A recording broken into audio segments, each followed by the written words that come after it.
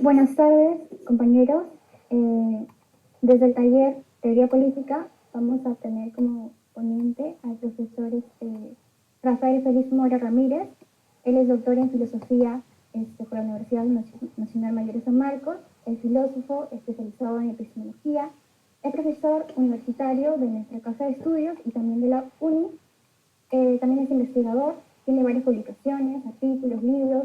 Entre ellos está El valor de la lógica, el ensayo apologético, publicado en 2019. También en el año 2020 publicó Quechua, Problema y Posibilidad, y también Para comprender las falacias.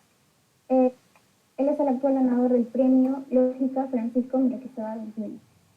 Y bueno, con esta introducción vamos a dejar que el ponente se pueda explayar sobre el tema, la filosofía política de Guille. Bueno, agradezco pues al grupo que está organizando estos eventos, siempre es importante. Ante todo, bueno, saludarlos a todos los presentes, a los que están siguiendo el evento mediante las redes y también al grupo que está acá en el Meet. Algunos que conozco, los recuerdo, veo que ahí están algunos alumnos que sí me acuerdo pues que fui su profesor, ¿no? Pero eh, quiero confirmar, pero puede ver mi pantalla, ¿no? Mi pantalla se ve, ¿no es cierto? Sí, sí se puede ver. Ahí, entonces vamos a iniciar, pues. Bien. Vamos a explicar un poco el pensamiento político de Zizek, Slavoj Zizek, a quien ven ahí en pantalla. Es un filósofo esloveno que fue formado en la teoría lacaniana, que es una postura reformada del psicoanálisis de Freud, ¿sí? Él hasta ahora sigue vivo, sigue en actividad. Él fue candidato presidencial y casi gana, por cierto, casi gana. Por si acaso, ¿no? Hay eventos importantes de su vida ahí que me pareció valioso pues difundir, ¿no? Bueno, a ver qué dice ahí, ¿no? El coronavirus nos obliga a elegir entre el comunismo global o la ley de la jungla, que es lo que estamos viviendo a raíz de esta crisis, de esta penosa experiencia del COVID. Pues evidentemente allí hay un problema de economía, de salud, eh, entonces de servicios básicos, que ha sido cuestionado pues por la existencia de la pandemia, lo cual nos ha hecho reconsiderar lo prioritario, ¿verdad? Lo prioritario, lo más importante. Cuando no hay nada más que estar en casa, porque si sales te puedes contagiar y te puedes morir, entonces uno comienza a reflexionar sobre qué es lo más prioritario. Bueno, entonces, básicamente voy a explicar la postura de Zizek, centrándome en Lacan, un poco en Marx, y dando algunas pautas de interpretación, o cómo entender a este pensador. Bueno, ahí tienen a Lacan, Jacques Lacan, que fue un psicoanalista, un reformador del psicoanálisis. No es como Freud, es otra vertiente del psicoanálisis. Una de las cosas que me llamó la atención de este intelectual francés fue que, por ejemplo, él considera, ¿no?, un detalle interesante, ¿no?, que la sesión psicoanalítica no debe exigirle mucho dinero al paciente, ¿no?, sino que más o menos de acuerdo a sus posibilidades económicas, lo que él pueda cancelar. ¿No? Eso me pareció interesante porque a diferencia de los freudianos, que sí piden un sueldo, un estipendio, ¿no? Y también el tiempo. Para los lacanianos, al menos lo que pude enterarme, es que ellos consideran pues de que la sesión no puede ser por horas, tiene que ser de acuerdo a un logro, a una actividad, ¿no? Si se logra cerrar una actividad, entonces ya con eso podemos cerrar la sesión, ¿sí? Eh, con respecto a eso, pues aquí seríamos también lacanianos, ¿no? O sea, vamos a conseguir una serie de objetivos y cerramos la sesión ahí, ¿no? Que en principio pues puede ser una hora, ¿no? Pero claro, siempre y cuando no se canse a los que están oyendo, escuchando, ¿no? que por cierto, yo les doy ahorita, ¿no? Autoridad y, digamos, moderada participación, ¿no? Si tienen alguna duda o alguna pregunta o algún comentario en medio de esta presentación, lo pueden hacer, ¿ya? Lo pueden hacer, claro, ¿no? Levantando la mano de repente, ¿no? Ahí pues la moderadora o los moderadores estén atentos, porque siempre ¿no? Las exposiciones pues se nutren más cuando la gente interviene, si tienen intervenciones, si no, si les gusta escucharme, seguimos nomás, no hay problema, tampoco hay presión, ¿ya? Bueno, probablemente el más famoso de los filósofos del siglo XXI sea Zizek. Entre las razones de su fama hay que contar su estilo provocador. Es un tipo provocador, si tú lo ves en sus polémicas, en sus debates, sobre todo con Peterson, si no me equivoco. Sus siempre curiosas posiciones políticas. Él dice abiertamente que es un comunista, así es, aunque hubo una primera fase en la que más bien defendía la democracia liberal. ¿Sí? Pero bueno, hoy en día se declara comunista rajatabla, ¿no? Aunque hay que entender esto con pinzas, por si acaso. Y su particular lectura del psicoanálisis lacaniano, sazonado con ejemplos tomados de la literatura o el cine, ¿no? Hay un par de documentales que he podido acceder a verlos, que sobre, claro, ¿no? Lecturas que hace el Lacan sobre el cine, que son muy buenas. Sería bueno que ustedes la vieran o tuvieran contacto con... Son dos documentales, ¿no? Uno que habla sobre la ideología, ¿no? Y otro que es abiertamente sobre el cine, lecturas psicoanalíticas del cine. Filosóficas, diría yo, ¿no? Lecturas filosóficas del cine. Bueno, a continuación explicaremos su filosofía política. Para esto tenemos que intervenir un concepto que es de hegemonía. Hegemonía alude al dominio de una entidad sobre otras. Para Gramsci, la hegemonía vendría a ser el apogeo de una concepción del mundo que rige una sociedad. Para Gramsci, la hegemonía la tienen que buscar los proletarios, ¿no? O los que tienen una visión de izquierda, ¿no? Los intelectuales comprometidos con un cambio. Ellos tienen que lograr la hegemonía para lograr derrotar la falsa visión del mundo, digamos, de los que privilegian a la burguesía, por ejemplo, o en desmedro, ¿no? En desmedro de la clase proletaria. Entonces Gramsci sostenía pues de que la hegemonía tiene que conseguir, ¿no? Más que la revolución con las armas, que también puede ser un factor, es la revolución de las ideas, ¿no? Lograr captar la forma de entender el mundo de un grupo de personas, y eso ampliarlo lo más que se pueda. A eso se le llama también hegemonía. Zizek reconoce la importancia del concepto de hegemonía, pero considera que debe ser complementado con el concepto lacaniano de lo real, que designa lo que no puede ser simbolizado o representado por el lenguaje. Lo real lo voy a explicar en un momento. Son tres conceptos: lo simbólico, lo imaginario y lo real. Son tres conceptos involucrados. Este es el marco teórico de Lacan, así que me llevará un tiempo explicarlo. Es más o menos accesible. Hay que advertir que Lacan es un pensador que algunos identifican con el postestructuralismo, eh, y se suele expresar con metáforas.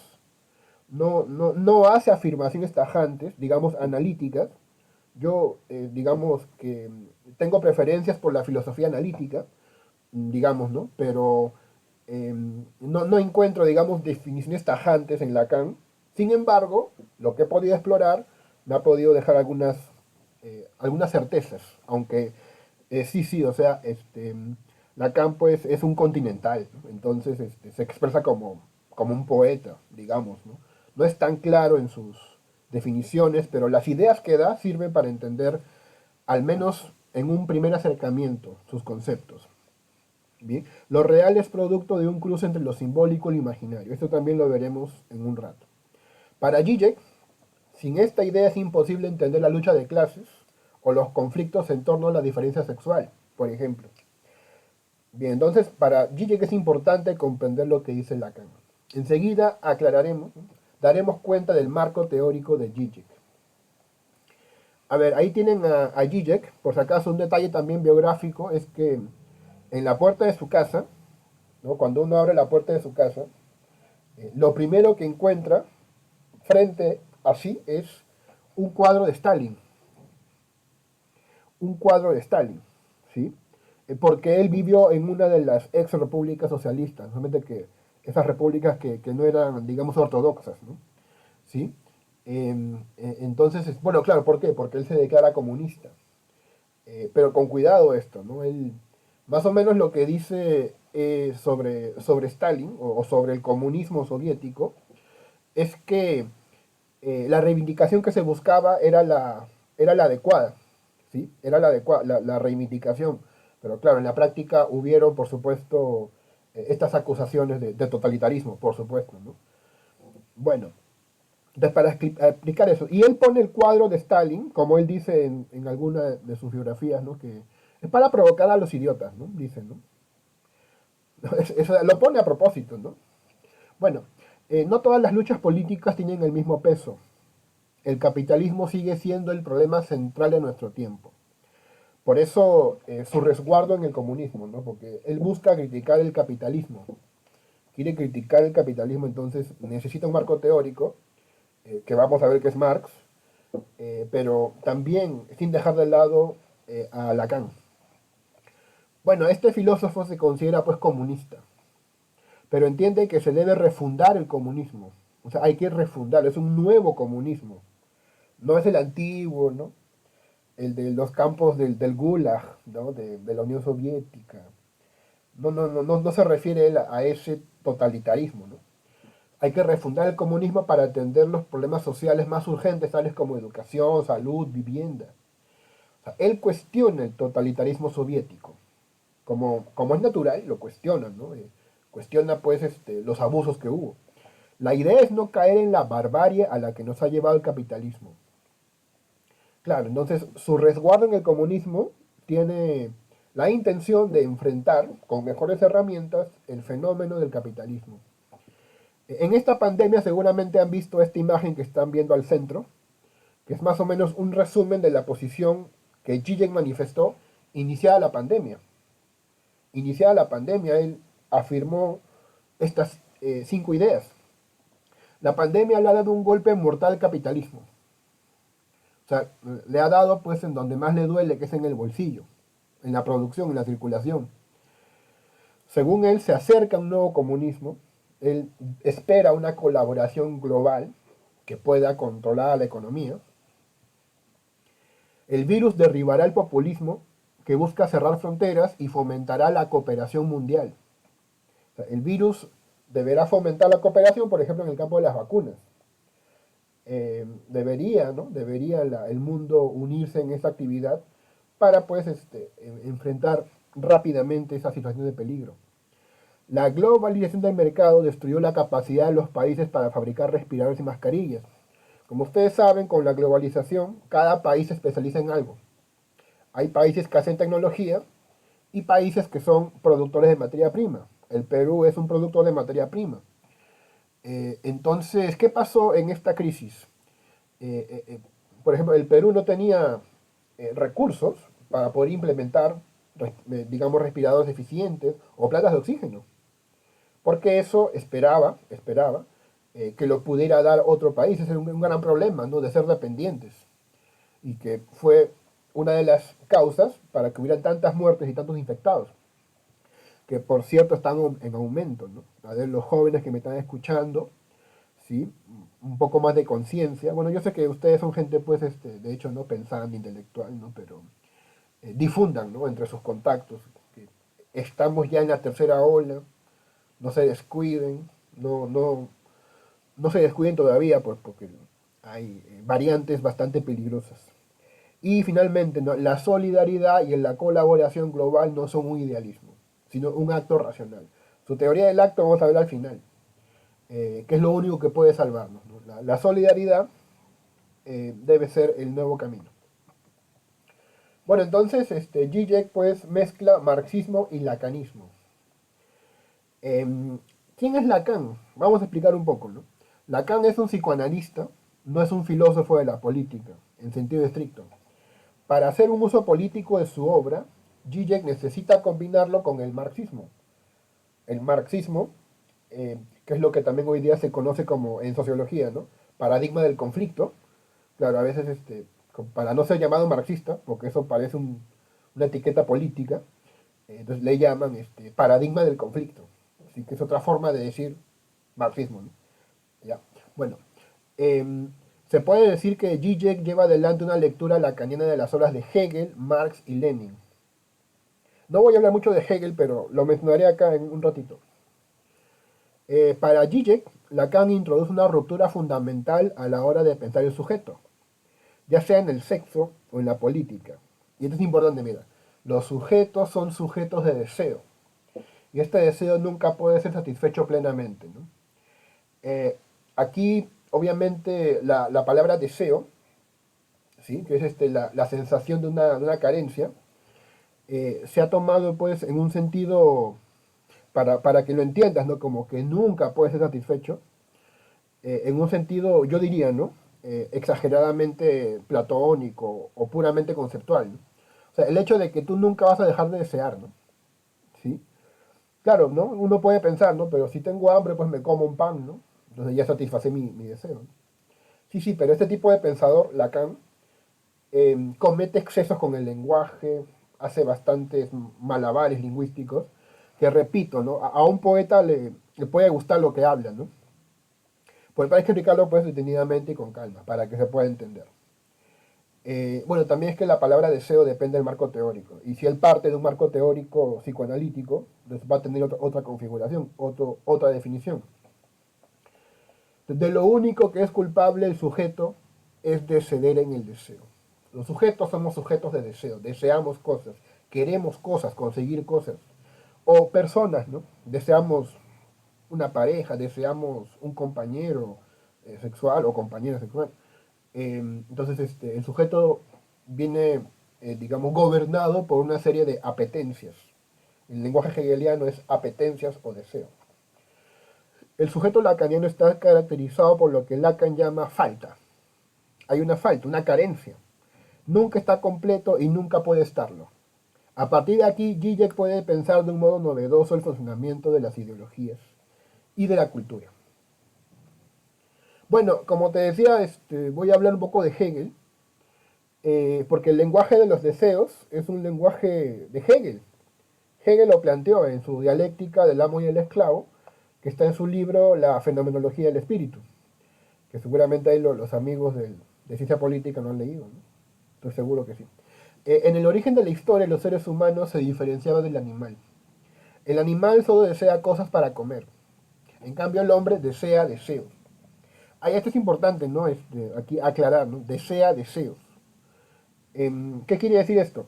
Que desea que el otro se le someta. O sea, no solamente desea comida, ¿no? También desea comida, sexo, pero sobre todo desea poseer los deseos de los demás también.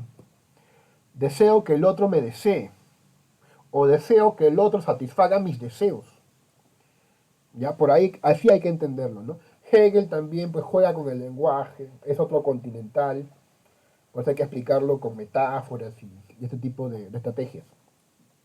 Desea que el otro se le someta, desea ser reconocido por el otro, y aquí entra una palabra clave hoy en día que es el reconocimiento. El deseo es el reconocimiento. Bueno, así se enfrentan dos conciencias deseantes en una lucha a muerte y así surgen el amo y el esclavo. El amo ganó la lucha porque quiere ser reconocido y no tiene miedo a morir. Y el amo domina. Pero es pasividad. Es ocioso, pues come y duerme. Tan solo recibe productos. Así parece más un animal y pierde más su humanidad. Entonces el amo que gana la guerra termina perdiendo, ¿no? Que esta sensación de gana pero pierdes, dialéctica, pues, ¿no? Viene de Hegel. El esclavo perdió la lucha porque le dio miedo a morir y prefirió no ser reconocido. El esclavo es dominado y es pura actividad. Trabaja y es creativo, ya es un esclavo que está sometido. Así crea la cultura. El esclavo crea la cultura, las cosas, los objetos, los bienes. De este modo se siente más libre, porque en el trabajo es libre. Por ende se hace más humano. Ya te darás cuenta que de aquí Marx saca muchas ideas. Pero bueno, solamente quise mencionar que en Hegel los sujetos también son sujetos de deseo. Desean cosas. Pero sobre todo desean someter los deseos de los demás. Bueno, Lacan es bastante, digamos, polémico, polémico. Ahí tenemos varias ideas. Por ejemplo, lo que ven ahí, ¿no? La construcción del grafo del fantasma. El grafo del fantasma, que es un esquema con el cual Lacan ordena sus ideas. Ahí básicamente lo que hay que rescatar es esto, ¿no? Que el sujeto tiene una falta. El sujeto tiene una falta y por esa falta se genera el deseo. Esta falta es conceptualizada como el objeto A. Es un término que usa él, el objeto A, que es el objeto perdido, la mitad del sujeto o la mitad del otro. Lo cual, cuando se consigue, va a generar el goce. El goce. Ahora bien, este goce, sin embargo, es una búsqueda interminable, digamos, ¿no? ¿Por qué? Vamos a verlo, poco a poco. Él llega a decir al final de todo esto de que no hay relación sexual. Voy a explicarte esto para que se quede un poco más claro. Como te digo, bueno, estos filósofos afirman lo menos obvio, ¿no? Que la gente puede decir, pero ¿cómo no va a haber relación sexual, no? Si me han enseñado desde el colegio, ¿no? Cómo se hace y todo eso. Ya, pues, pero vamos a explicarlo, ¿no? Eh, Vamos a ir a este lado, ¿no? El sujeto es la respuesta que obtiene lo real ante la pregunta del otro. El otro es lo simbólico, que me interpela, lo que algunos llaman la sociedad o las costumbres. Bien, de nuevo acá hay explicaciones metafóricas, ¿no? Entonces, el sujeto también lo considera como un efecto del lenguaje. El sujeto es algo que podemos llamar construido de significantes, o sea, de palabras. Sufre una falta que se visualiza como deseo. Así, el sujeto es un vacío. Es deseo, el deseo es una herida de la realidad. No siente una herida, siente un fastidio, entonces quiere satisfacerlo. Pensemos en Aristóteles. Yo voy a intervenir con unos cuantos filósofos para entender mejor a este pensador, ¿no? Lo cual no es raro, ¿no? Si tú estás ante un pensador que no conoces bien, ¿sí? Pues te vales de los recursos que tienes para hacerlo más comprensible. Aristóteles habló de Dios en su libro La Metafísica. Para él, Dios no ama. Dios no ama. El primer motor inmóvil no ama. Porque amar significa querer tener aquello de lo que uno carece. Claro, porque ¿no? Se necesita, ¿no? Tú necesitas a tu pareja, la llamas, le mensajías, ¿no? Les paras escribiendo, ¿no? Le pones like a sus memes, ¿no? Corazón, ponle corazón a sus memes, ¿no? Para que sienta que estés ahí. Bueno, porque entonces uno cuando ama es porque te falta algo. Por eso la ama, la necesitas. Bueno, Dios no ama porque Dios es perfecto y Dios no tiene carencias. En cambio, el hombre sí. El hombre sí ama, el hombre sí desea, porque tiene carencias. Gozar es sentir placer o alegría, pasarlo bien o disfrutar. En Lacan, y acá es importante, ¿no? El cuerpo es gozado por el sujeto. Aquí hay una división entre sujeto y cuerpo. No es lo mismo. A tal punto que dice Lacan pues que el sujeto goza al cuerpo, ¿no? No es que yo goce, sino que el sujeto goza al cuerpo, el cuerpo es gozado. Sin embargo, no solo se trata de desear cosas. En realidad, el asunto es que se desea el desear mismo. O sea, no solamente es digamos, qué sé yo, ¿no? Desear videojuegos, ¿no? A jugar tu Dota y todo eso que le gusta a la muchachada, ¿no? No, también digamos, la idea es el desear mismo, ¿no? Que también se puede vincular a lo que dijo Freud en algún momento eh, sobre el neurótico, si no me equivoco, de que el neurótico sufre, sufre con su dolor, con su sufrimiento, pero también goza. ¿Por qué? Porque de alguna forma esa sensación de sufrimiento le gusta, le agrada, ¿sí? Por eso es neurótico, ¿no? Entonces hay esas dos cosas, ¿sí? Entonces, igualmente acá, ¿no? Desea el desear, desea el tener algo que necesitar. El sujeto es, de nuevo, algo que tiene un hueco, tiene una falta, necesita llenarse. Al sujeto le falta el objeto A. Esto ocasiona el goce, porque inicia la búsqueda inalcanzable del objeto perdido que cree haberse encontrado en el otro. ¿Sí? O sea, creo encontrar el objeto A que me falta y con el cual por fin voy a completar mis expectativas. Y es aquí donde entra la frase, pero no hay relación sexual. A ver, ¿cómo así? Bueno, ahí he construido una explicación en base a lo que he podido investigar. No hay relación sexual porque los amantes solo abordan su propia fantasía. Eh, no sé pues si se puede hablar de estas cosas acá, pero trataré de ser digamos, lo más aséptico y pulcro posible, ¿no? Cuando los amantes se encuentran, en realidad no se encuentran, sino que cada quien vive su fantasía. Realmente puede parecer que te está mirando, pero está mirando su fantasía. Ah, te explico. Por un lado, él ve a la mujer, según Lacan, como un objeto masturbatorio. La mujer simplemente colabora con la masturbación, pero por otro lado, ella disfruta más elaborando narrativamente el hecho sexual, como si fuera una espectadora. ¿No? Por eso la pregunta, ¿no? Que dice Lacan que ella se hace, ¿no? ¿Qué estará sintiendo? ¿No? ¿Le parecerá bien? ¿No? Esto sí, esto no. ¿Cómo te sientes? Eh, por eso es que siempre la mujer es, digamos, señalada como que habla mucho, ¿no es cierto? Porque todo lo enfoca narrativamente, ¿sí? Narrativamente. Por eso van al baño en grupo, ¿no? O iban al menos en grupo, ¿no? Para hablar, ¿sí? Para comentarse cosas, o qué sé yo. Bien, entonces, por un lado, él lo ve a ella como un objeto masturbatorio y ella lo ve a él como un pretexto para hacer una narración. El deseo es siempre deseo, la falta genera el deseo nunca se satisface del todo, el sujeto está sujetado al deseo. La teoría de Lacan introduce el problema del deseo, nos permite explicar mejor que el marxismo, fíjate en eso, las motivaciones de los actores políticos. Los sujetos son sujetos de deseo y este deseo nunca puede satisfacerse de modo definitivo. Aquí te voy a explicar sus tres conceptos, ¿ya? Lo imaginario, lo simbólico y lo real. Bueno, ¿qué cosa es lo imaginario?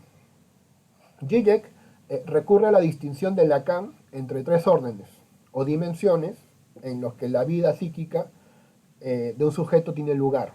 Primero hablamos con lo imaginario. Fíjate que aquí da una serie de metáforas, ¿no? de ideas, como lluvia de ideas. ¿No? Ilusión, fascinación, relación dual entre el yo del estadio del espejo. Está ligado al narcisista. A ver, ¿qué es esto del estadio del espejo? Es una metáfora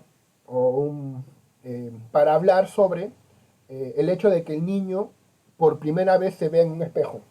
Ese es el estadio del espejo. ¿No? Entonces, cuando conoce el espejo, el niño está intrigado, ¿no? por lo que le entrega el espejo, ¿no? Que es su propia imagen. Bueno, el orden imaginario es el que se forma en lo que Lacan llamó el estadio del espejo. Cuando el niño, que todavía no controla plenamente sus movimientos corporales, adquiere una imagen de la unidad de su cuerpo al percibir su reflejo.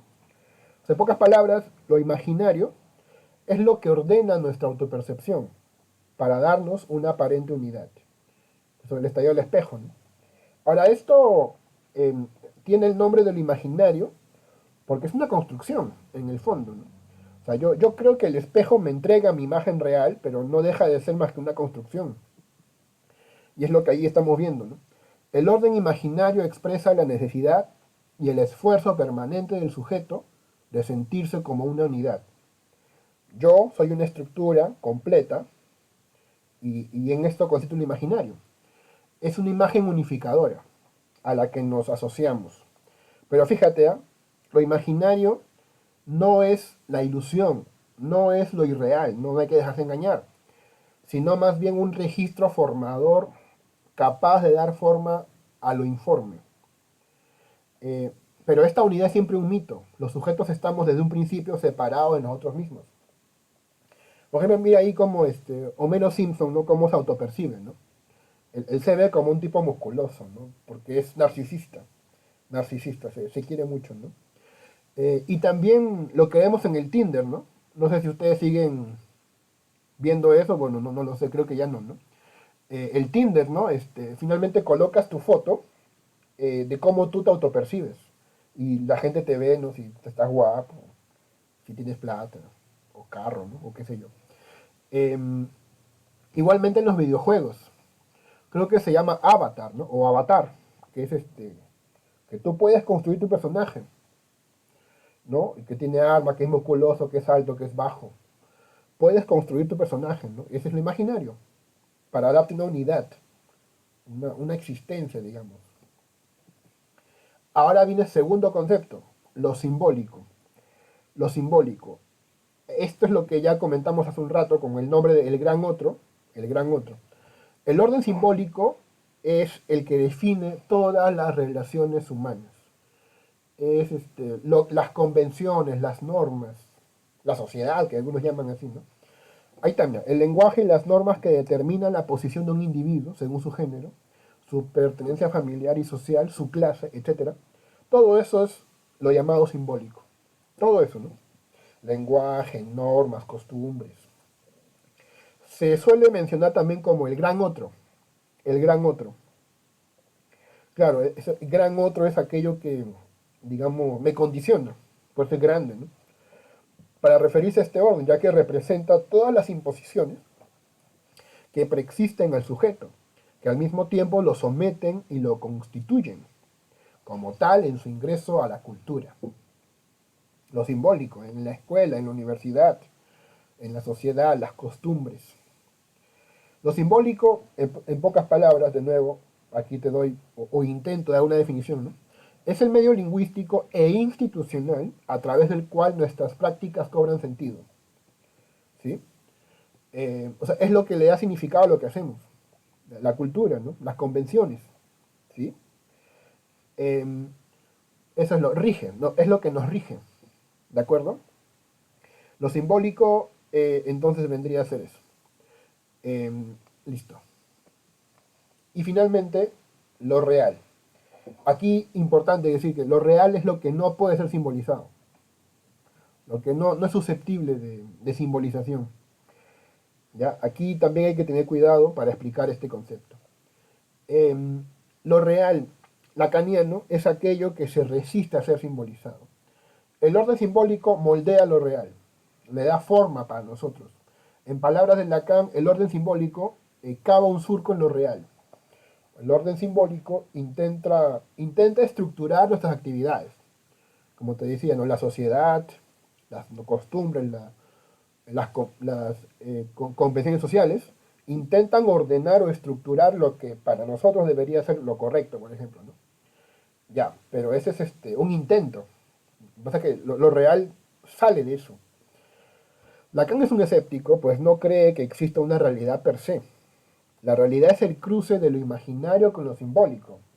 De lo imaginario, ¿qué cosa es lo imaginario? El yo unificador, ¿sí? Eh, y por otro lado, lo simbólico, que es el gran otro, la sociedad.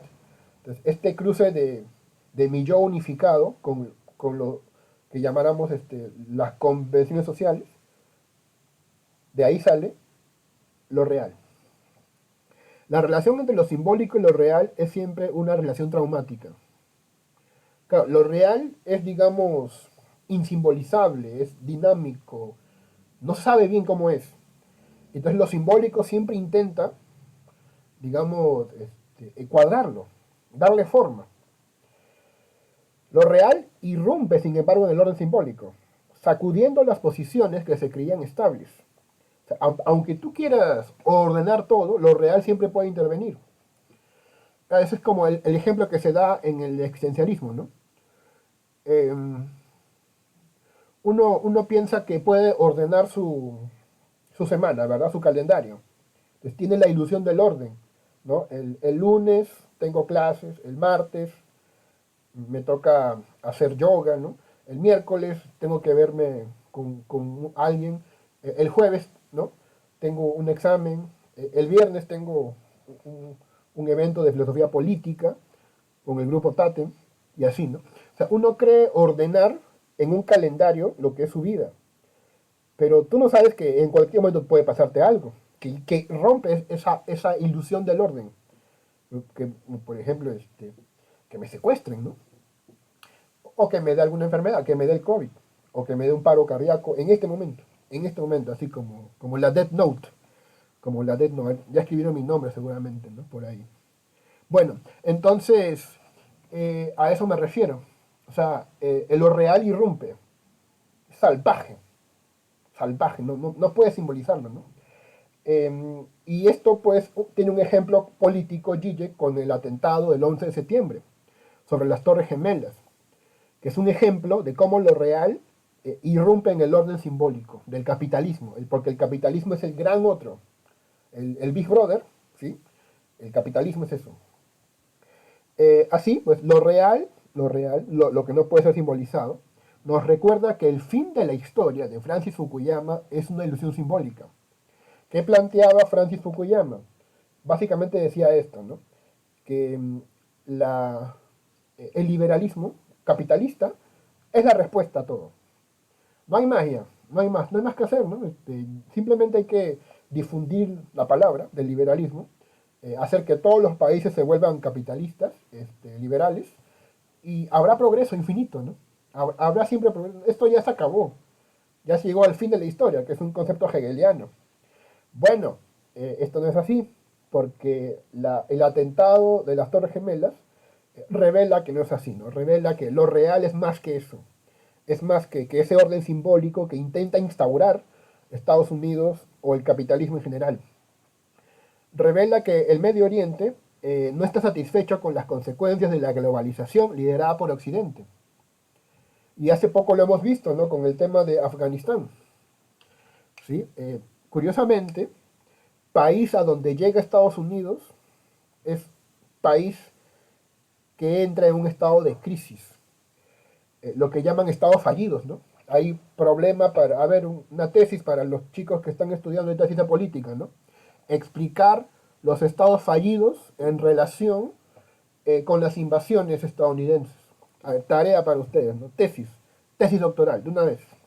Ya sean doctores, ¿no? No hay tiempo. Bueno, entonces lo real está ahí, no se puede simbolizar, y siempre irrumpe salvajemente en todas nuestras expectativas. Bueno, mira, aquí te he puesto algunos ejemplos bastante básicos. Ahí ves una imagen de Zizek con Lacan, ¿no? Me falta un tomo de las obras completas de Lenin. ¿Y qué le dice Lacan? La falta pertenece siempre al orden simbólico. A lo real no le falta nada. Lo real está completo. Son nuestras normas las que determinan que ese espacio en la biblioteca sea simbolizado como una falta. O sea, es nuestra estructura, o la estructura que nos impone el gran otro, lo que nos hace ver una falta como tal. Pero realmente, a lo real no le falta nada. Este lenguaje metafórico, bueno, es un gran lastre, pero bueno, así se expresaba Lacan, ¿no? Una pregunta podría ser, ¿no? ¿Por qué algunos se expresan así, ¿no? ¿Por qué algunos filósofos o intelectuales hablan así, tan enredado, tan metafórico? Bueno, tal vez, digo como una posibilidad, es porque el tema es tan nuevo, o el marco teórico está tan, digamos, elaborado de una forma tan impactante, que los temas necesitan esta ambigüedad, ¿no? Mejor dicho, el instrumento necesita esa ambigüedad para, tal vez para causar más impacto, ¿no? O para que abarque una serie de fenómenos que a simple vista no son abarcables. Pero bueno, lo dejo ahí. Bueno, aquí tengo un ejemplo sencillo, que vendría a ser sobre el abrazo, ¿no? ¿Qué es el abrazo desde el punto de vista del imaginario? De lo imaginario. Bueno, es el abrazo eh, que se efectúa desde un yo unificado, por ejemplo, y esto es variable de acuerdo a cada persona. Desde el punto de vista de lo simbólico, ¿qué es el abrazo? Un acto diplomático, ¿verdad? Bueno, diplomático no tanto, pero un acto ético, moral, de congoja, una muestra de afecto, ahí está, una muestra de afecto, lo simbólico. Y lo real, Bueno, es lo que no se dice del abrazo, ¿no? Y justamente no se puede decir, aunque se puede especular, ¿no? Pero no se puede decir. Podría haber goce en un abrazo, sí. Claro, pero eso distorsiona el abrazo como una muestra de afecto, ¿no? O sea, lo lleva al plano sexual. Entonces no se puede decir, o el abrazo por sí mismo, ¿sí? Entonces, o el abrazo como una simple necesidad eh, de manifestar respeto, apoyo, saludo a otra persona, también puede ser. Bueno, ahí tienes otros ejemplos más que tú puedes especular, ¿no? Eh, de nuevo, ¿no? También uno puede verlo así, ¿no? La pobreza, por ejemplo, para poner un ejemplo un poco más serio, ¿no? Desde lo imaginario, es lo que el yo unificado entiende por pobreza en el mundo, en el Perú, por ejemplo. Lo simbólico, cómo institucionalmente se nos presenta la pobreza, digamos, como un tema estadístico, ¿no? Finalmente la pobreza es un tema estadístico. Hay que reducir la pobreza en un porcentaje y eso implica manejar variables. Pero también la pobreza como lo real, como lo que a veces no se ve o no se habla, ¿sí? Como los que no quieren ocultar, ¿no? Si tú ves televisión nacional, sobre todo a la hora estelar, ¿no? A las 6, ahí no hay pobreza, ¿no? ¿Te das cuenta o no? A las 6 en América Televisión, no hay pobreza ahí, ¿no? Hay riqueza más bien, mucha riqueza, aunque también pobreza cultural, ¿no? Bueno, entonces, ahí tienen un ejemplo más o menos para entender esto. Por supuesto, hay una relación entre lo real y lo simbólico, que lo acabamos de ver con las Torres Gemelas. Si no existiese el orden de lo real, lo simbólico sería un orden completo. Es decir, que todo estaría simbolizado, todo estaría estructurado, todo estaría reglamentado. Existiría una descripción correcta para cada hecho o evento del mundo. Y todas las relaciones entre individuos estarían definidas de antemano. Un ejemplo, ¿ya? Nadie se esperaba que ganara Castillo las elecciones en el Perú. ¿Verdad que nadie se imaginó, no? ¿Sí o no? Yo también decía, ¿no? Ya pues ganará, ¿no? De nuevo el Fujimorismo, ¿no? Qué pena, pero bueno, pues uno pensaba pues lo peor, ¿no? Hay que siempre prepararse para lo peor, ¿no? Pero aquello fue un golpe de realidad para los que pensaban que el liberalismo era la única opción racional. Fue un golpe de realidad. ¿Se acuerdan lo que comentaban los periodistas, no? No lo vimos venir, ¿no? Lima no es el Perú. Ya, eso es lo real irrumpiendo. Y hasta hoy es un trauma. Hasta hoy es un trauma del que las clases privilegiadas aún no se recuperan, ¿no? Aún no lo pueden creer. Que esté este señor del sombrero ahí, ¿no? Que, digamos, ¿no? Que toda la clase provinciana esté en Palacio de Gobierno. No algunos no lo pueden creer, ¿no? Eh, y tú ves en los periódicos su venganza, ¿no? Bueno, la posibilidad de decidir y por lo tanto de ser sujetos depende de la existencia de algo que no haya sido simbolizado. El orden simbólico siempre falla en algún punto y el concepto de lo real sirve para designar este punto de falla. Ahí ven el ejemplo de la gaviota, ¿ven? Ahí está lo simbólico diciendo prohibido gaviota, ¿no?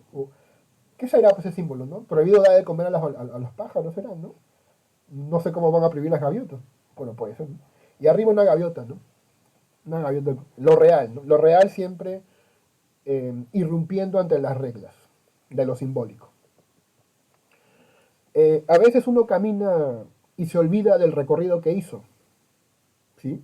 A veces no te ha pasado que tú caminas y así automáticamente, ¿no? Cuando nos comportamos como autómatas estamos completamente absorbidos por el orden simbólico. Solo nos comportamos como sujetos cuando hace su aparición lo real. Si por ejemplo vemos un auto que nos va a atropellar, ahí sí recién lo real hace su aparición, porque es inesperado. Lo real, inesperado, salvaje, sí, es algo que no planificado, eso. Esto se asemeja a cuando Heidegger afirma que el Dasein solo se da cuenta de su propia muerte cuando algo falla. ¿Sí? Normalmente somos personas inauténticas, ¿no? Realizamos actos automáticos. cómo trabajar, cómo leer. Y, pero justamente cuando algo falla, por ejemplo, el martillo que uso se rompe, y eso me sorprende, pues, ¿no? ¿Por qué se rompió? Ahí recién uno se da cuenta de que también puede morir, ¿no? Como el martillo que se deshace. Darse cuenta de la muerte es fundamental para vivir auténticamente. En el caso de Zizek o de Lacan, darnos cuenta de lo real eh, o concebir lo real como una posibilidad es recomendable, ¿no? No hay que obviarlo. Bien, entonces Zizek, ¿qué dice? No? Un agujero en la cadena impide que lo simbólico entre en lo real, produciendo un descentramiento de lo real respecto a lo simbólico. Lo real es la causa ausente de lo simbólico. El nombre freudiano y lacaniano para esta causa es trauma. Es la causa que perturba el mecanismo de la simbolización y lo desequilibra. Lo real irrumpe en lo simbólico, choca con lo simbólico y esto genera un trauma. La sociedad contemporánea. Un rasgo distintivo de la sociedad actual es la progresiva desaparición del conjunto de normas, costumbres e instituciones. Si se han dado cuenta, ¿no? Claro, paulatinamente están habiendo cada vez, digamos, más derechos reconocidos, ¿no? Bueno, el tema de los homosexuales, ¿no? Hace 50 años era impensable, ¿no? O que la mujer vote. Hace 80 años era también impensable, ¿sí? Que la mujer vote, que dé su opinión en el Congreso. Ahora sí se permite.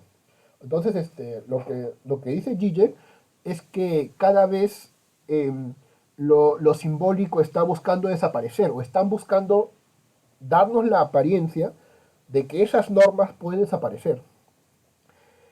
La idea es ocultar las prohibiciones para generar una sensación de libertad total y tranquilizante. Esa es la estrategia del liberalismo. Te dicen, no, mira, pero tú confía en el sistema, ¿no? El sistema te va a dar poco a poco más libertades.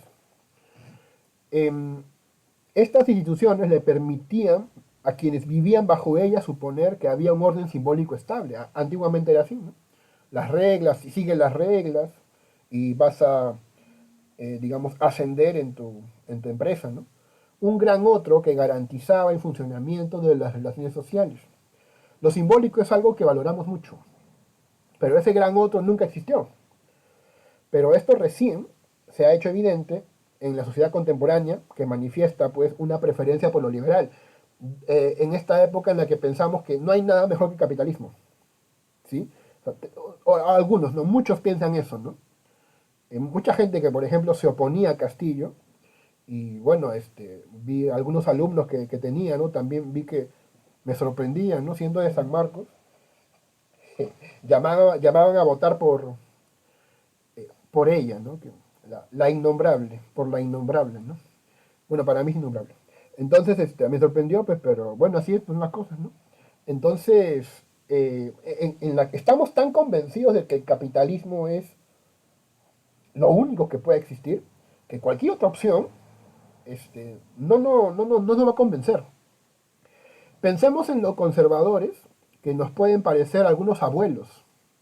Bueno, la mayoría de abuelitos son gente, ¿no? Bondadosa, ¿no? Pero hay algunos que no, mira, que autorizaban a que los maestros golpeen a los niños si se ponen malcriados.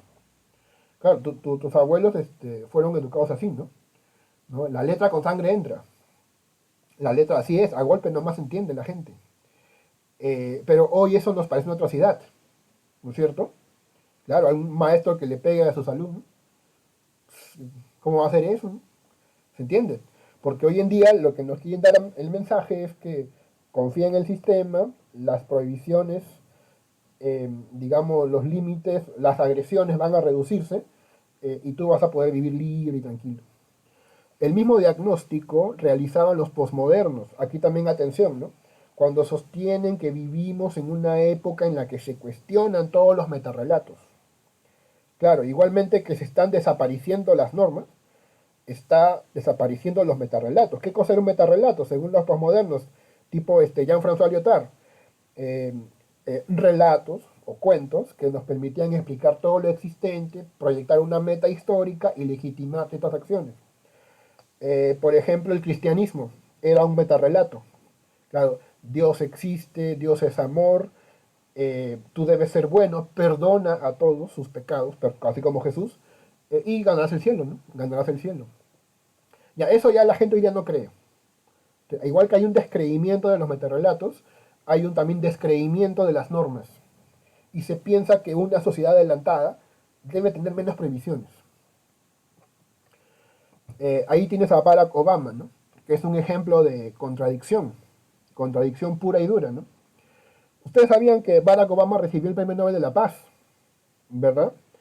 Pero según lo que estuve leyendo y investigando, en la época este señor fue donde hubo más guerra de parte de Estados Unidos. Curioso, ¿no? Eso es muy curioso. En la sociedad actual sabemos que el rey está desnudo. El problema es que la sociedad necesita de las ficciones para funcionar, por lo que nuevas ficciones ocuparán el lugar de las antiguas. Claro, ¿no? Entonces, siempre vamos a requerir que llenen ese espacio. Si lo simbólico, antiguo, está desapareciendo, se da la oportunidad para que ese vacío se llene. ¿Con qué se llenará? Vamos a ver a lo que estamos llegando.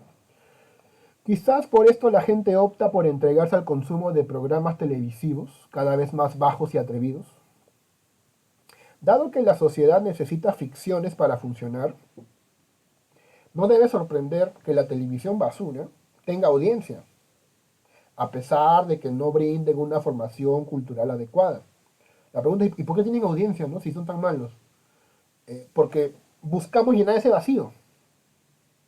Buscamos llenar ese vacío del sujeto que no se satisface nunca. Entonces, lo que está de moda puede ser eso. Bueno, eso miraré, pues. Incluso cualquier programa que entretenga a las masas. Ya no digo televisión basura, cualquiera, ¿no? No sé, la Casa de Papel. Betty la Fea, ya, Betty la Fea. Lo que te guste. Busca llenar esa necesidad de estar distraídos. La idea es que requieren sentir que forman parte de algo. Eh, Necesitan discutir sobre Matrix, Naruto o Bob Esponja, porque eso los aleja de la realidad, que no les gusta, porque lo real es salvaje, es indescriptible, es inesperado. De este modo logran suspender el juicio, o bien no emitiendo opinión alguna, o bien opinando solo sobre cosas irrelevantes, que es lo que algunos hacen, ¿no? Y con mucho esmero en realidad, ¿no? Bien. Vamos ahora a ver el tema de gozar. Finalmente queremos explicar esto, ¿no? El goce. ¿Qué ha pasado? Hoy tenemos la existencia de la Coca-Cola sin azúcar o del café sin cafeína. Y esto es bien interesante, ¿eh? Coca-Cola sin azúcar. O sea, el consumismo ha reelaborado sus productos haciéndonos caer en la ilusión del no peligro. Consume nomás, ¿no?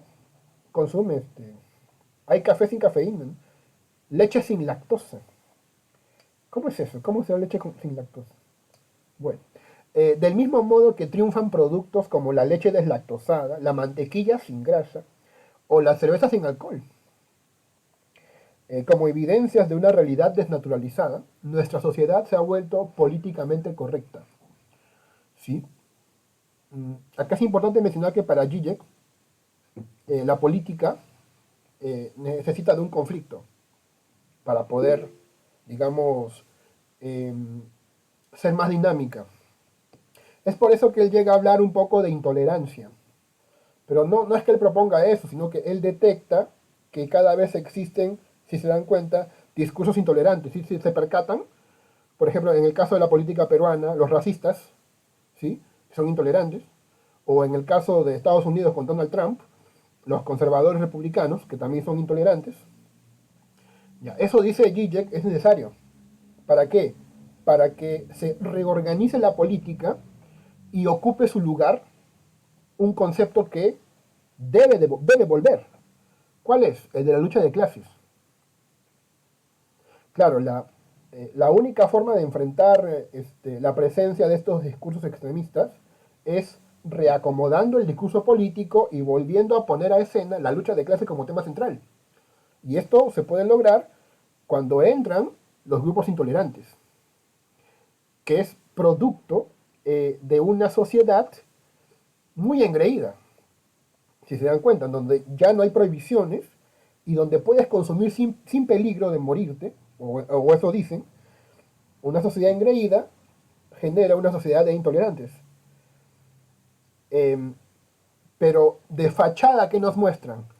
De fachada, lo que nos muestran es, ¿qué cosa? Que hay que ser tolerantes. Oye, respeta mi opinión. Yo no creo en el calentamiento global, respeta mi opinión. Es mi opinión, tolérame. Para mí 2 más 2 es 5, pues, tolérame, respétame, ¿no? Entonces, hay que decir las cosas con tacto. Hay que tener un tono conciliador para que no se ofenda a nadie. La ideología mistificante de hoy es la que nos obliga a ser tolerantes. Sin embargo, ese no es el problema. El problema no tiene que ver con una actitud de tolerancia o no, ¿no? El problema tiene que ver con los derechos humanos. O sea, la discusión se, digamos, descentra, ¿no? Sale del foco cuando se mete en el tema el asunto de la tolerancia. La sociedad actual crea la ficción de que todos somos libres de elegir, porque nos hemos desembarazado de las normas tradicionales, ¿no? Lo simbólico está desapareciendo y opresivas. Es decir, hoy se cree que vivimos en una sociedad cada vez más cómoda y permisiva. Por ejemplo, el feminismo, ¿no? El grupo LGTBI, ¿qué más? Los veganos, ¿sí? Cada vez somos más tolerantes, más inclusivos, más permisivos, lo cual tiene dos consecuencias. Por un lado, obliga a crear nuevas formas de transgresión, no previstas en la ley. Y aquí se explica, pues, ¿no? Temas como la intolerancia, ¿no? ¿Por qué surge esto, no? ¿Por qué surgen grupos intolerantes? Que felizmente no son la mayoría, pero sí surgen grupos así, eh, porque es una forma de transgredir, pues, la ley. La proliferación de prácticas sexuales como el sadomasoquismo reproduce en la esfera privada lo que ha desaparecido en la esfera pública. En la esfera pública, digamos, ya se permiten muchas cosas, ¿sí? Digamos que ahora no está mal visto que te beses con tu novio en la calle, ¿no? Lo puedes besuquear, así, ¿no? Wow, ¿no? Puedes hacer lo que quieras en la calle, ¿no? Con tu pareja, ¿no? Si eres heterosexual, mejor todavía. Bueno, para algunos, ¿sí? Ya, pues, pero como eso está permitido, entonces inventamos una nueva forma de transgresión, ¿no? Y aparecen prácticas sexuales, pues, sorprendentes, ¿no? Como la imagen que ven ahí, ¿no? Que es, creo que una imagen masoquista, ¿no? Bueno, yo busqué masoquismo y esa es la imagen más light que te puedo brindar, ¿ya? Vi más cosas, pero ahí nomás. Bueno, entonces, por otro lado, hace surgir una nueva forma opresiva, que es el imperativo de gozar. O sea, debes gozar, debes gozar. Eh, y esto genera una cuestión interesante. A ver qué dice ahí, mira. El problema es que no sabemos qué es lo que realmente queremos. Lo que nos hace felices es no conseguir lo que esperamos. En realidad no queremos conseguir aquello que pensamos que queremos. Porque nos están obligando a que gocemos. ¿Bien? Correcto. Así como hay, ¿no? Coca-Cola sin azúcar, también hay lo que te voy a mostrar ahorita, ¿no? Revolución sin revolución.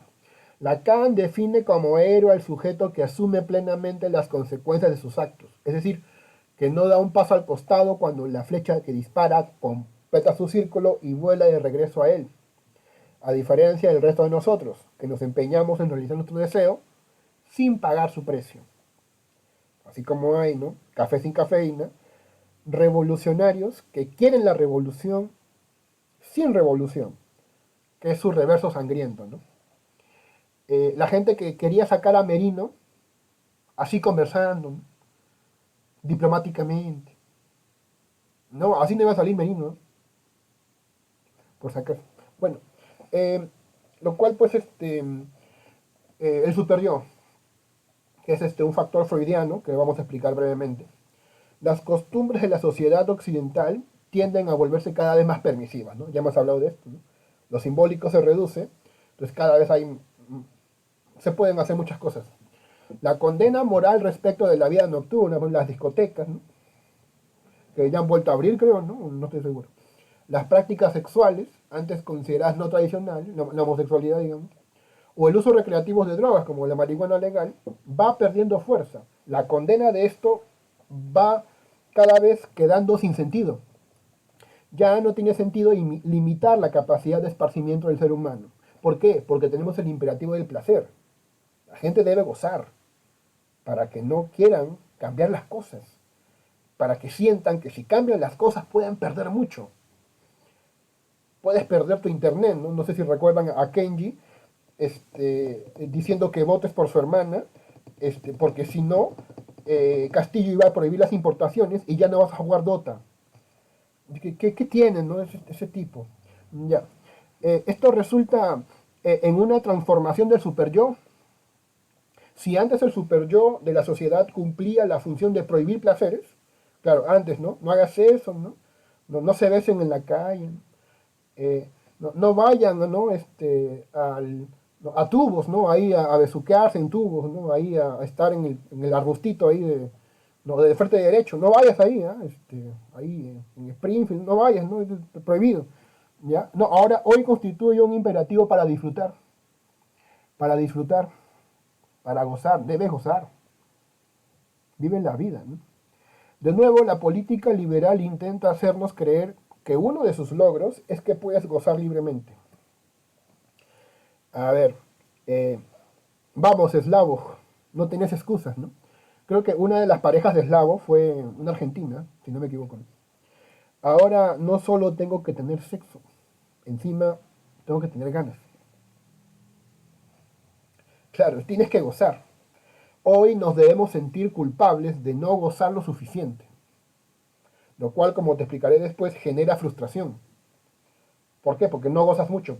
Pues tú ves que la gente pone en Facebook, ¿no? Chapando con su enamorado, o comiendo una jalea con ceviche, ¿no? Lo comparte. Hay gente que toma fotos de su comida, ¿no?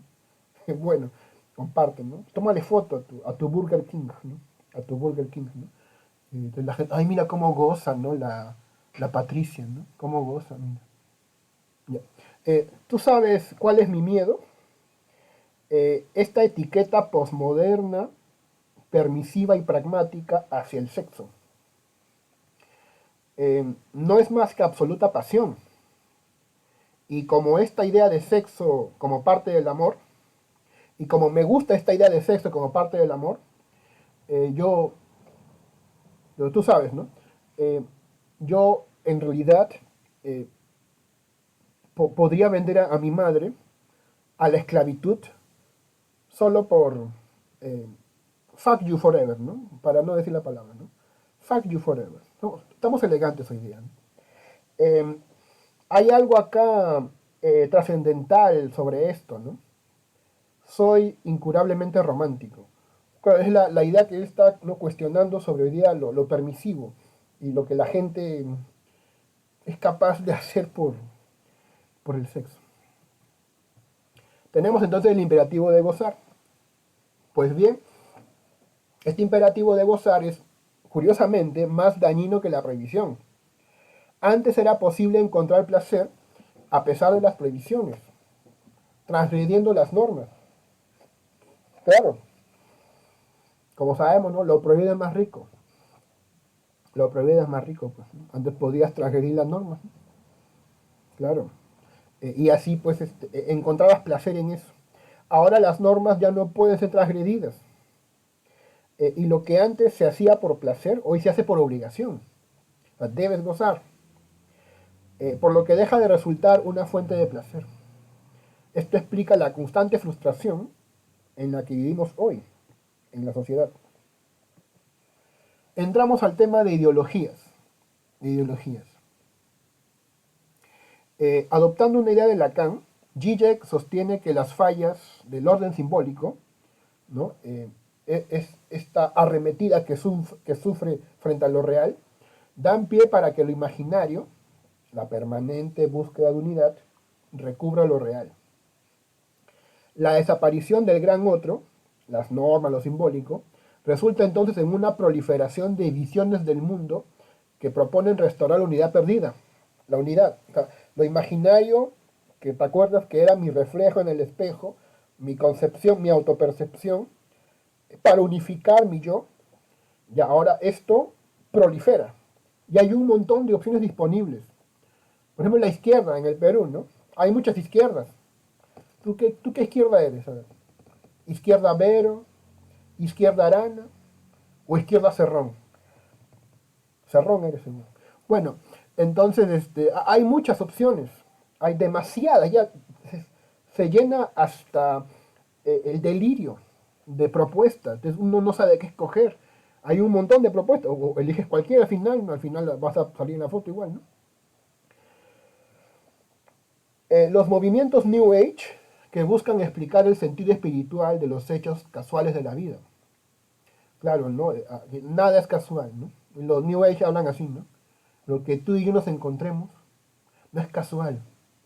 Hay algo ahí detrás, ¿no? Así es. El ser nos ha querido que nos encontremos hoy día para hablar de Zizek. Así es, ¿no? Todo es místico. Así, ¿no? Creen los New Age. O las posiciones ecologistas, que también son en algunos casos que buscan sacralizar, ¿no? La naturaleza. Son ejemplos de estas ideologías. Sí, gente mística, ¿no? En el caso peruano aún están presentes las añoranzas de una vida buena mediante la búsqueda del Inca, ¿no? Yo recuerdo que había un grupo por ahí en Facebook que hacía rituales a la Pachamama y te decían para ir hasta Comas, ¿no? Ahí en una huaquita hacen su ritual, ¿no? Con el quinto. No digo que esté mal, pero lo que digo es un ejemplo de propuestas, ¿no? Todo lo que abunda. Entonces, tú buscas, vas a encontrar muchas cosas. No obstante, las ideologías también abundan en el consumismo. Por ejemplo, antes se consumía y uno se sentía mal por ser así. ¿No? ¿Cómo vas a consumir tanto? ¿No? Mucho consumen. Eh, Hoy vas a Plaza Vea y te piden que dones unos centavitos de tu vuelto para que así no te sientas tan culpable por quienes no pueden comprar como tú lo haces. ¿Te ha tocado o no te ha tocado? ¿No? Que la cajera te dice, no, señor, donaría un centavo, ¿no? No, 0,0000 un centavo de su vuelto, por favor, para los niños pobres. Y tú no sabes qué hacer, ¿no? Porque en realidad es un centavo, pero eso redondea para que ellos no te den 10 céntimos, ¿no? O algo así. Bueno, de ese modo la ideología hace posible que la gente se sienta bien consumiendo. O sea, se comen el mundo, destruyen el mundo consumiéndolo y llenándolo de basura, pero al menos le dan algo a los pobres, ¿no? Claro, hija, ¿no? ¿Cómo no te vas a sentir así, no? Cómoda, comodísima.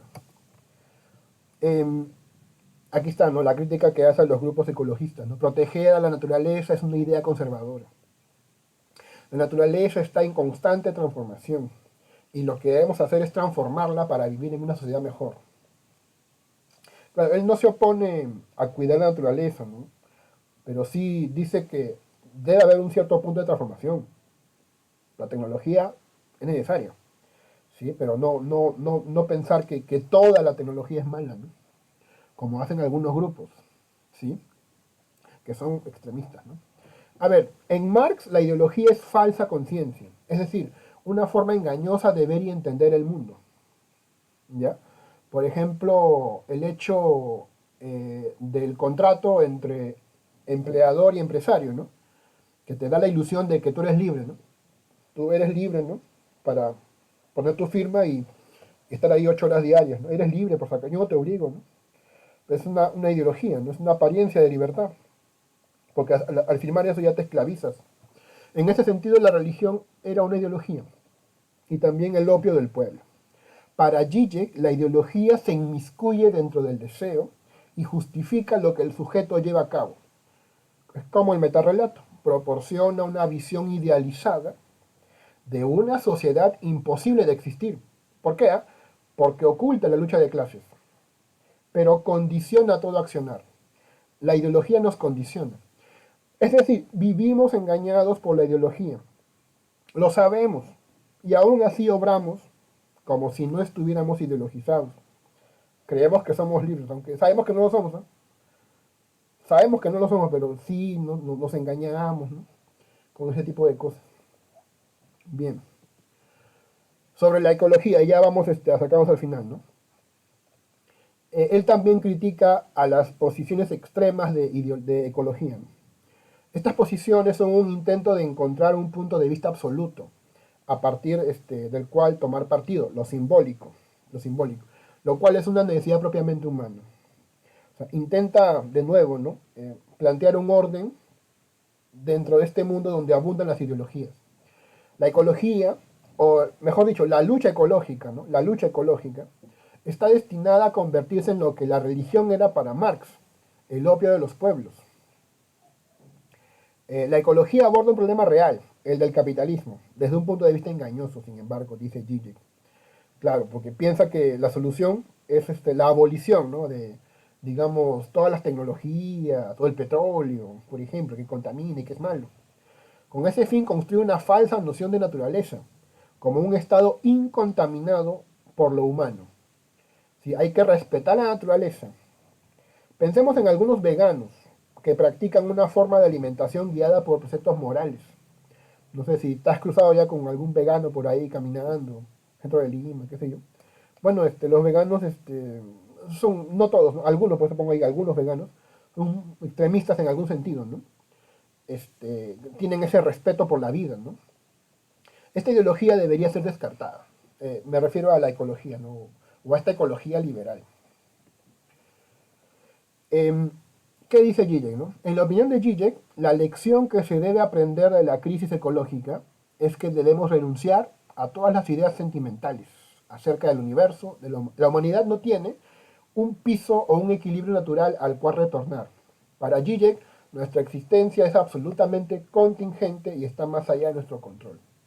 Claro, la naturaleza nos recuerda que somos contingentes, como hace poco pues con la pandemia, ¿no? Se puede morir, ¿no? La humanidad puede desaparecer por un virus, imagínate, ¿no? La crisis ecológica ofrece la más estricta experiencia de la existencia vacía y sin sentido de la humanidad. Es importante, ya que elimina cualquier idea residual romántica o religiosa sobre nosotros mismos y el entorno en el que existimos.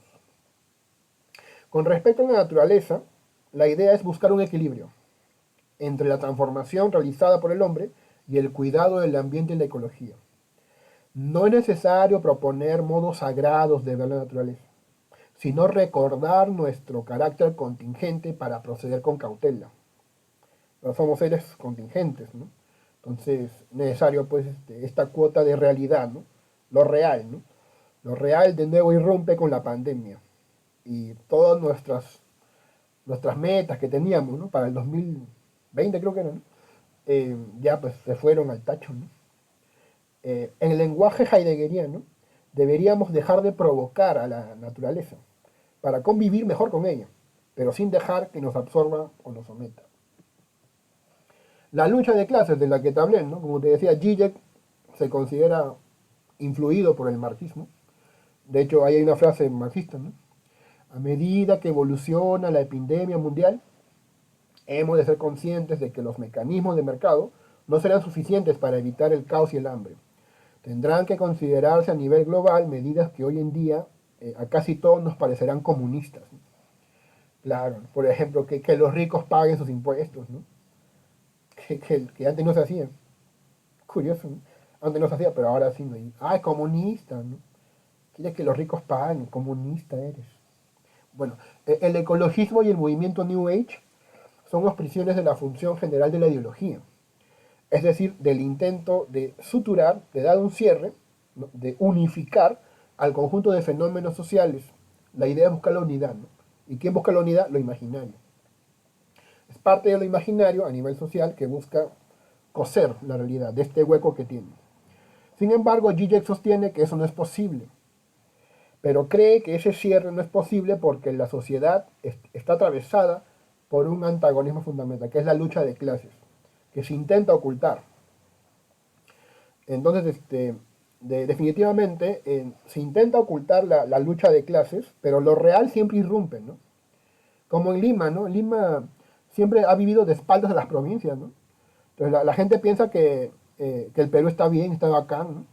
Hasta que llega una marcha desde Puno, hasta que llega una noticia de que en el Cusco han cerrado carreteras y que Federico Salazar y su esposa no pueden llegar a su canal porque, caramba, han tomado la carretera, ¿no?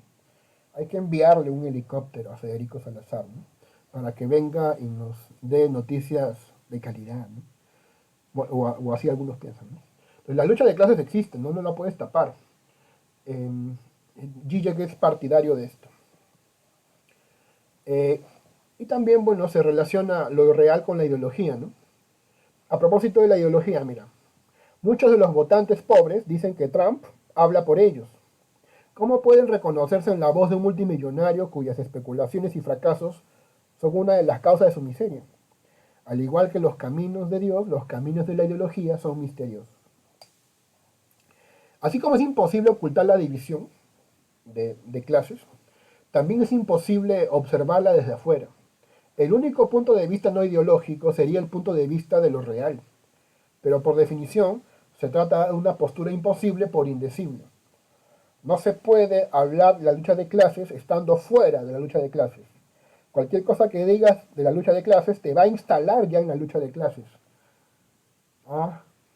Eso significa que solo es posible defender posiciones ideológicas particulares.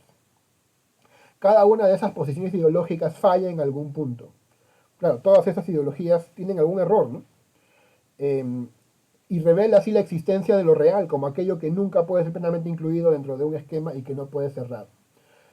Todas las ideologías que hay no cierran porque lo real es más que ellas, lo cual desencadena que vivamos en una sociedad cínica, hipócrita.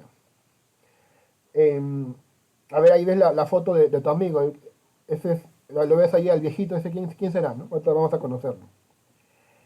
Más allá de los movimientos ecologistas y New Age, existe una forma ideológica más compleja, que es el cinismo.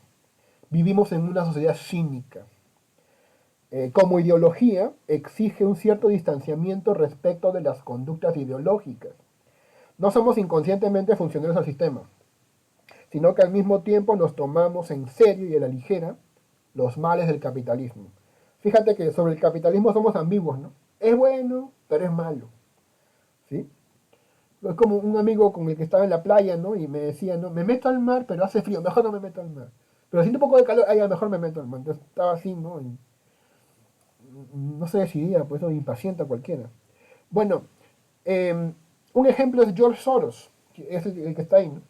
Quien es un próspero empresario que por la mañana celebra el consumismo, es un empresario, pero por la tarde estimula económicamente causas de izquierda en países en vías de desarrollo. Y esto es comprobado, no es una especulación, esto ocurre. Zizek explica este distanciamiento en términos de la relación entre lo real y lo simbólico. Todos los discursos, las políticas que tú quieras, funcionan porque reconocen cierta distancia entre sí y lo que intentan explicar.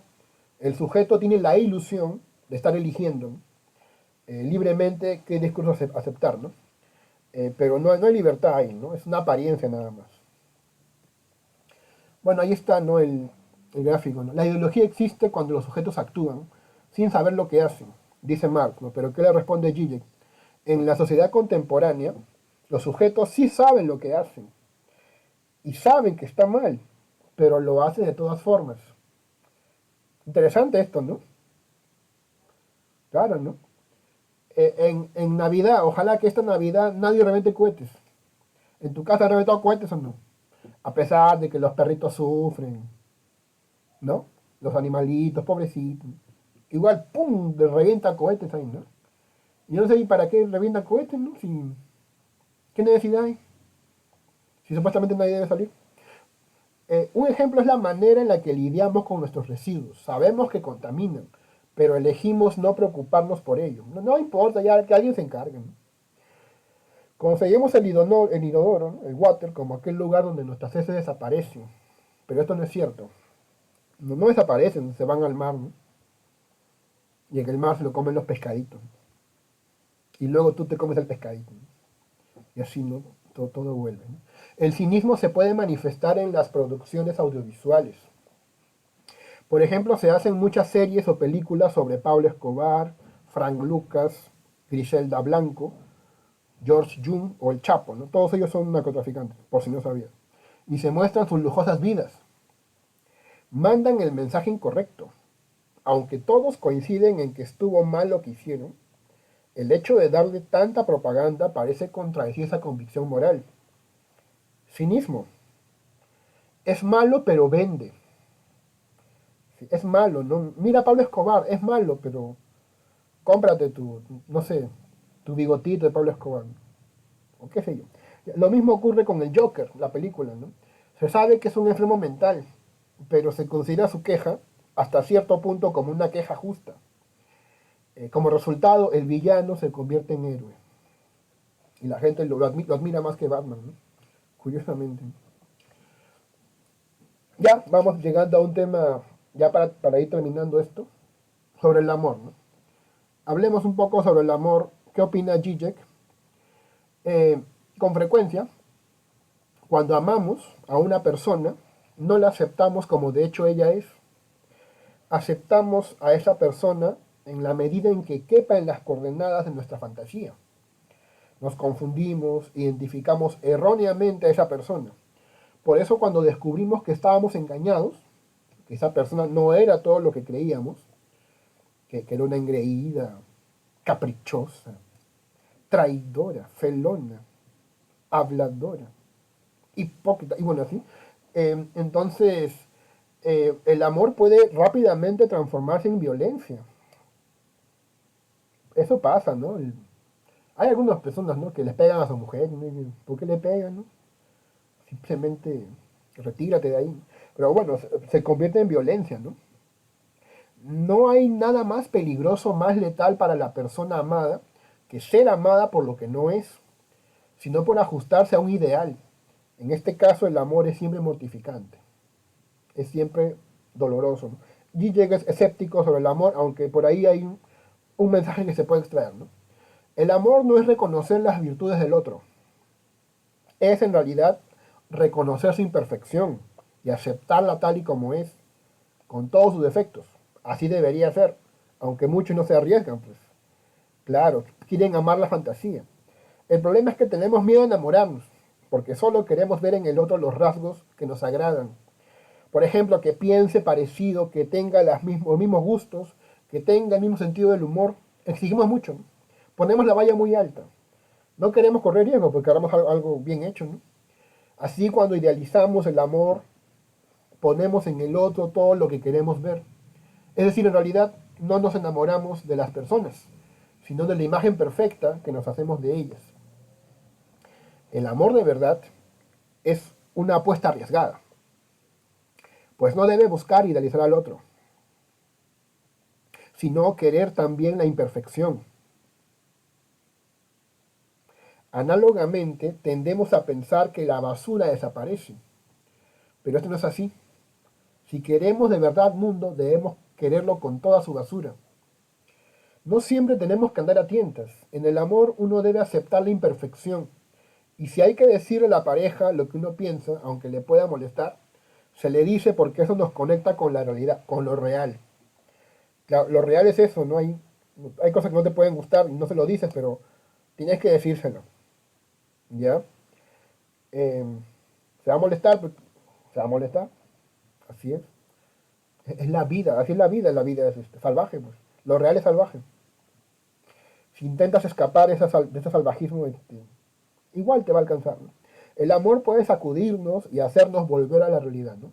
Si tú por amor eres sincero con tu pareja y le dices lo que para ti está mal y que debería cambiar, mutuamente también, que él te diga lo que tú crees que podría mejorar. La realidad está llena de verdades incómodas. En ese sentido el amor puede ser cruel. Y finalmente el concepto de acto, ¿no?, que es lo que nos va a llevar a la revolución. La lección política que Zizek obtiene de este diagnóstico es la necesidad de romper con el orden simbólico. Hay que romper con el orden simbólico de la ideología dominante, hegemónica. Y esto solo es posible a través de lo que Zizek denomina un acto. Un acto es una decisión que hace saltar por los aires el orden simbólico y que incluye a quien lo realiza. Incluso el acto mismo que tú hagas te va a volver como una flecha. Tú quieres la revolución y tú también vas a caer por la revolución, por gracioso. Sí, así es, como le pasó a Robespierre, ¿no? Pero acéptalo, sé un héroe, acéptalo. Te va a llegar la flecha a ti, quédate ahí nomás. Tú provocaste el cambio, te va a tocar a ti. Acéptalo nomás. Es lo que tú querías, un gran cambio. Ahí vemos una imagen que vamos a comentar. Al matar a su familia, el protagonista de Los Sospechosos de Siempre rompe con el orden simbólico que le imponen sus enemigos. Un acto, realiza un acto. Su acto de locura redefine el orden simbólico y lo redefine a él. Un acto es lo opuesto al hecho de solo comentar, ¿no? Solo hablar, solo opinar, solo debatir, ¿no? Un acto puede materializarse en realizar un plantón, manifestar una opinión disidente, fundar un partido, hacer un grupo de taller de ciencia política. Me parece excelente eso, ¿no? No me lo esperaba, ¿no? Eh, qué bueno, ¿no? Los alumnos cómo evolucionan, ¿no? Parecen digimones. En hacer la pregunta incómoda al odioso político. Haz la pregunta, ¿no? Al profe que te está exponiendo, que te está mirando y que te está señalando con el dedo, hazle la pregunta fastidiosa, haz la pregunta. Yo te doy permiso. El periodismo, por ejemplo, muchas veces se constituye como un buen crítico de los gobiernos, pero por sí mismos no son capaces de realizar actos. ¿Sí? Yo no he visto una marcha de periodistas hasta ahora. Creo que en otros países sí, ¿no? A menos que sus intereses se vean afectados. Ahí sí, ¿no? El periodismo, no, yo no veo pues, en mancha a todos los conductores marchando ahí, ¿no? Ellos reportan la marcha, pero no la protagonizan. A menos que sus intereses se vean afectados. La revolución, ya con esto acabamos. Revolución es manera de estar en el mundo. Por eso debe ser permanente. En el ámbito político, el único verdadero acto es la revolución. Una verdadera revolución debe dejar de obedecer los criterios democráticos liberales acerca de lo que es posible o lo que es correcto. Aquí lo que te decía, ¿no? Su comunismo. Él quiere un cambio, debe haber un cambio. Para Zizek no se trata tanto de pensar utópicamente como sería una revolución postrevolucionaria, pues eso implicaría imaginar un nuevo orden simbólico, sino destruir el orden simbólico existente mediante una revolución. Y listo, con eso hemos culminado. No sé si tienen algunas preguntas, algunas dudas. Estamos atentos. Sí, muchas gracias, profesor, por su exposición. No sé si alguno de los compañeros tiene una pregunta. Lo puede escribir sus comentarios o levantar la mano.